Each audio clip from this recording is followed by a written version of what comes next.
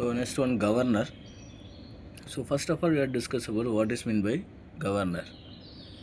So the function of the governor is to regulate the mean speed of the engine when there are variations in the load. When the load on the engine increases, its speed decreases. Therefore, it became necessary to increase the supply of the working fluid. So this is governor. The types of governor, that is a centrifugal governor and the inertia governor. The centrifugal governor may be classified into the two types, that is a pendulum type and a loaded type. So in the pendulum type we discuss the watt governor. In the loaded type, that is dead weight governor and spring controlled governor.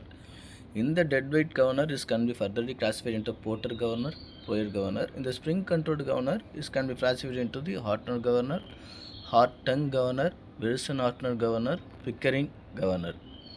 The centrifugal governor are based on the balancing of centrifugal force on the rotating balls by an equal and opposite radial force known as the controlling force.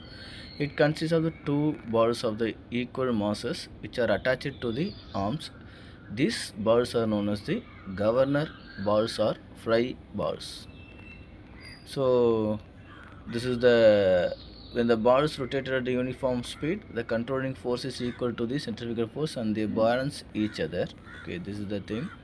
And what are the terms used in the governor? That is the height of the governor. It is the vertical distance from the center of the ball to a point where the axis of the arms intersect on the spindle axis. Next one is the equilibrium speed. It is the speed at which the governor ball's arms are in the complete equilibrium and the sleeve does not tend to move upward or downward. The next one is the mean equilibrium speed. It is the speed at the mean position of the balls or the sleeve. The next one is the maximum and minimum equilibrium speed. The speed at which the maximum and minimum radius of the rotation of the balls without tending to move either way are known as the maximum and the minimum equilibrium speed respectively. There can be many equilibrium speeds between this mean and the maximum and the mean and the minimum equilibrium speed. The next one is the sleeve lift, the vertical distance which the sleeve travels due to the change in equilibrium speed. So this is the watt governor, and this is the Porter governor diagram. The Porter governor is a modification of the watt governor with the central rod attached to the sleeve. So the formula to find out the speed, that is n square equal to small m plus capital M divided by 2 into 1 plus q divided by m into 895 divided by h.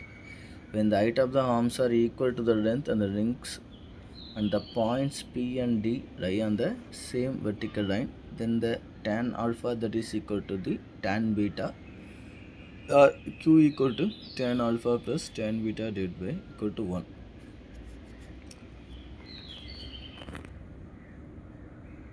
And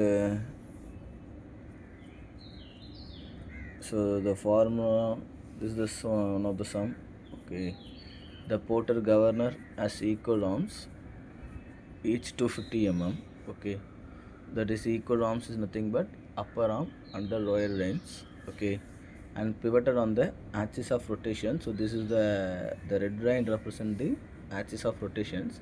So each ball is nothing but the flywheel balls, that is having a mass of 5 kg, and the mass of the central load on the sleeve is 25 kg. We have to apply the central load, okay, that is capital M, that is 25 kg. The radius of the rotation of the ball is 150 mm, and when the governor begins to lift, and 200 mm when the governor is at the maximum speed. When the governor is the minimum speed, at the radius of rotation is 150 mm. Okay, R1 when the governor begins to lift, and at the time only the governor begins to lift, and 200 mm when the governor is at the maximum speed. Okay, R1 R2 value is given. Find the maximum and minimum speed and the range of speed of the governor. Okay, the one condition is that here the q is equal to 1 because the upper and the lower arms are equal, was the first condition. The second condition is that upper arms and lowers are pivoted on the same axis. Therefore the q is equal to, that is tan alpha is equal to tan beta. Okay, Therefore q equal to, for the r1 what is the speed, for the r2 what is the speed, you have to identify by using this formula. Okay, that is n square, that is small m plus capital M divided by small m into 895 divided by h1. Okay, so finally the n1 is equal to 17,900. For therefore n1 equal to 133.8 rpm.